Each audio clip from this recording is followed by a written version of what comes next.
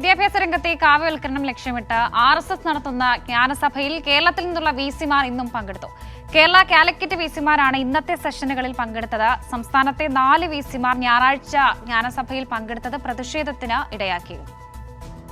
RSS സംഘടനയായ ശിക്ഷാ സംസ്കൃതി ഉദ്ധാന്യാസാണ് ജ്ഞാനസഭ എന്ന പേരിൽ കൊച്ചിയിൽ ദേശീയ വിദ്യാഭ്യാസ സമ്മേളനം സംഘടിപ്പിച്ചിട്ടുള്ളത്. 2 ദിവസമായി നടക്കുന്ന കോൺക്ലേവിലെ ഉദ്ഘാടന സമാപന സമ്മേളനങ്ങളിലും വിവിധ സെഷനുകളിലും മുഖ്യപ്രഭാഷകൻ RSS മേധാവി മോഹൻ ഭാഗവതാണ്.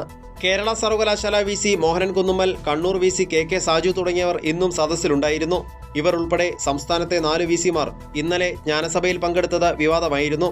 RSS ഔദ്യോഗികമായി കാവ്യവൽക്കരണം നടത്താൻ ശ്രമിക്കുകയാണെന്നും VC-മാർ ഈ പരിപാടിയിൽ പങ്കെടുക്കാൻ പാടില്ലായിരുന്നു എന്നും നിയമമന്ത്രി P രാജീവ് പറഞ്ഞു. അവരൊന്നും ഇതിനകത്ത് ഇത്തരം കാര്യങ്ങളിൽ അവർ പങ്കെടുക്കാൻ പാടില്ലാത്തതാണ്. യഥാർത്ഥത്തിൽ അതൊരു ശ്രമത്തിൻ്റെ ഒരു പദ്ധതിയുടെ ഭാഗമാണ് എന്ന് തിരിച്ചറിയാനുള്ള ഒരു പ്രാഥമികമായ ബോധം അത്തരം വൈസ് ചാൻസലർമാർക്ക് ഉണ്ടാകേണ്ടതാണ്. അതേസമയം അക്കാഡമിക പ്രവർത്തനങ്ങൾ മാത്രമാണ് തങ്ങൾ നടത്തുന്നത് എന്നാണ് സംഘാടകരുടെ വാദം.